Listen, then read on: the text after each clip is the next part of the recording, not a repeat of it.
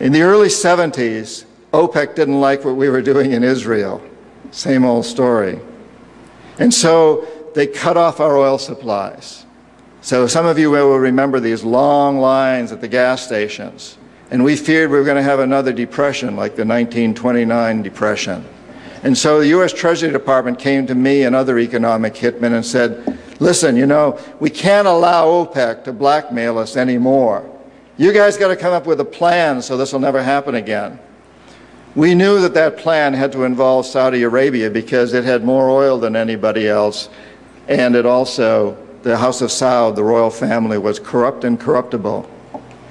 The long version is explained in the book, but the short version of what we did, the deal we finally struck with the House of Saud, was a deal whereby they would return almost all the money they made from selling oil to the United States, invested in U.S. government securities.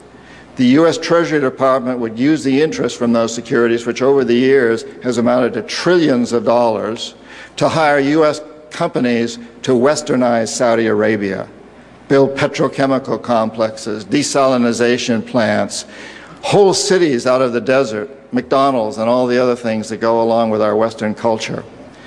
The House of Saud would also agree to keep the price of oil within limits acceptable to the oil companies, possibly not acceptable to you and me, but acceptable to the oil companies. And this is very, very important. They agreed that they would never, ever sell oil for anything other than US dollars. This happened in the early 70s, right after we'd gone off the gold standard because we were bankrupt, because we could not pay off our debts to European countries in gold. Nixon took us off the gold standard. And then we were stuck with a situation as why will anybody in the world use dollars? So very shortly we came up with this plan, which in essence put the dollar on the oil standard. You cannot buy oil on the world market for anything other than dollars, and that's very important to the corporatocracy. Our part of the bargain was we agreed to keep the House of Saud in power, in control. It was an amazing deal, the deal of the century. It was history-making, incredibly powerful deal that we struck with Saudi Arabia, and it's held.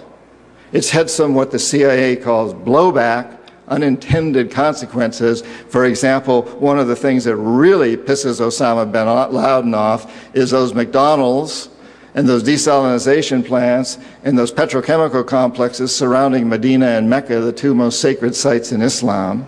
And it pisses off a lot of other Muslims in Indonesia and all over the world.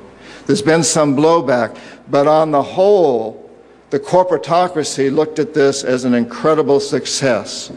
I had done my job. We economic hitmen did a great job with that one.